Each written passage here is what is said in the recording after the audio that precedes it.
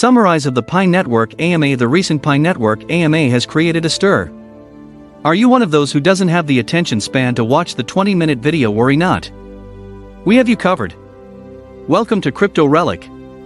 The channel has all the information you will ever need about cryptocurrency. On this channel, we talk about all the projects and news about cryptocurrency, so that you can make the right investment. In this video we are going to summarize the Pi Network AMA. If you're new here, consider subscribing to my channel and turning on the bell icon so that you can get notified each time we upload a new video. So without further ado, let's dive right into the video. Will the app show how much of the overall supply is still mineable? Of course, initially on Pi Block Explorer, then possibly in the app.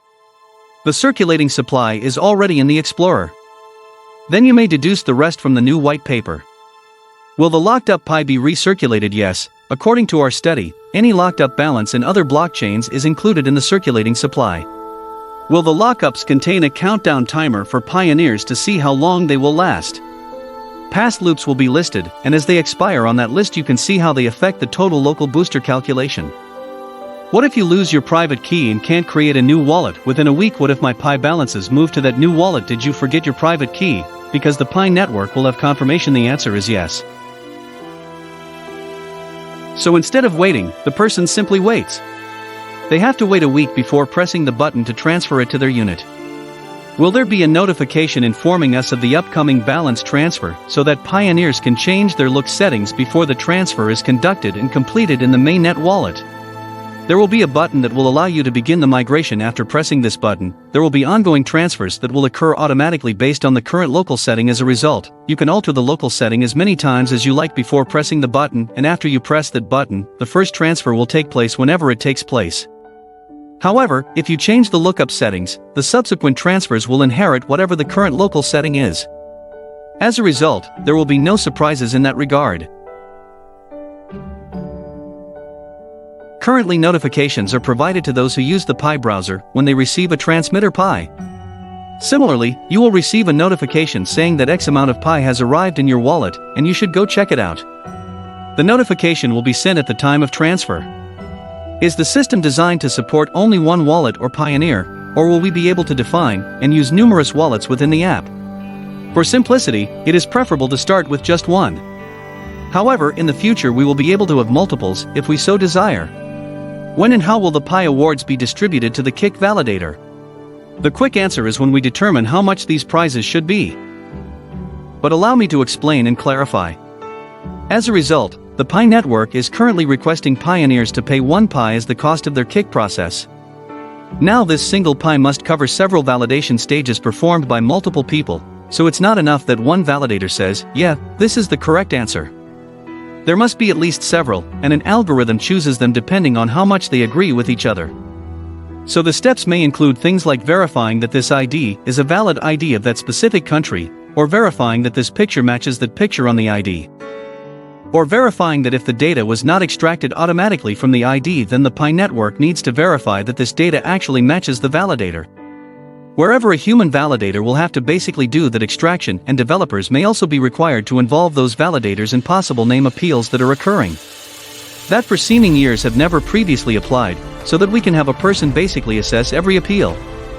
Now developers must allow this process to run in order to determine the average amount of work that occurs for each individual who kicks.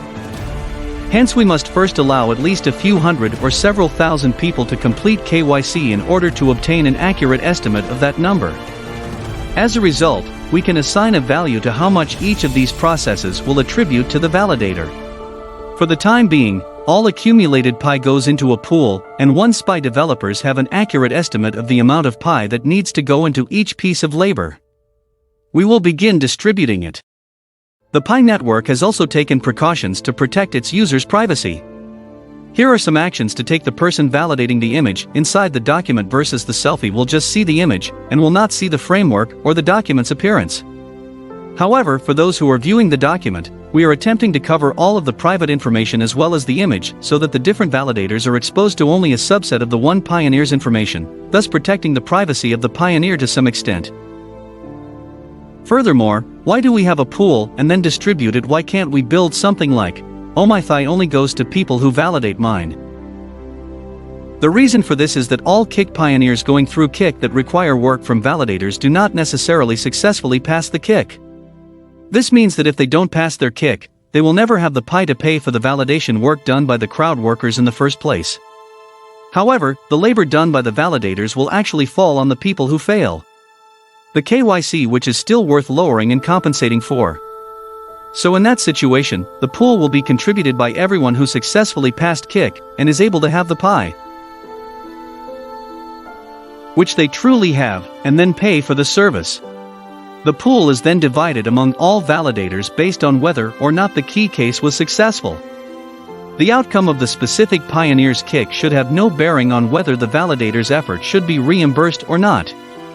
As a result, this is the pool's design.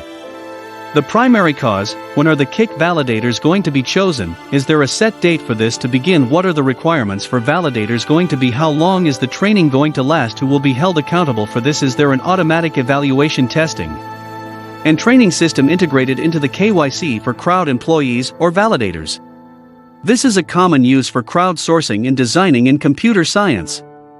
It will begin with a brief educational time followed by testing periods for validation. All non-verified testing validations will be excluded from the key findings. To assess validator trustworthiness, meta mods will be given trustworthy status first, and then as mods, validation results in the training period match megawatt outcomes based on the algorithm, they will be given trustworthy validator status as well. However, the training results of the validators are not counted. Will validators be able to obtain their Pi? The validators will eventually be paid, but it will take time to understand the mechanisms and how much each piece of work is worth. The pool's architecture will account for failed Kik contributions. The policy regarding minors was also revealed. We will help create the parental consent required for minor KYC once the master key is completed to make it easier for moderators to preview the node bonus model calculator. The kids can Kik with their parents. When can we expect the first few barter souping jobs on Pi network? We want to start moving individuals in Pi apps, so throughout this time it relies on their migration speed. Will pioneers have access to a list of core team authorized marketplaces? The dedicated, they're actually working on hand and actively, and they supply reliable, scalable services. The Pi network will support the high-level ideas that will assist any marketplace. Will pioneers be able to report marketplace scams? So 2 points. Yes, there will be a way to report programs that are scams, such as a marketplace that seems like a marketplace, but is actually a scam. So they'll report it, then the browser will eliminate the bogus marketplaces. So if a certain marketplace continually fails to recognize race or protect pioneers, they may receive a warning from us and other consequences may follow. But our purpose is to help developers create the future, not to punish them. Now about nodes on the first day of the open network, these nodes will be able to take the blockchain and join the network.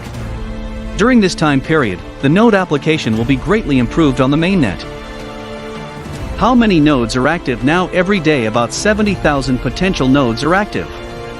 I checked for 7,000 yesterday, but we haven't approved additional nodes in a long time.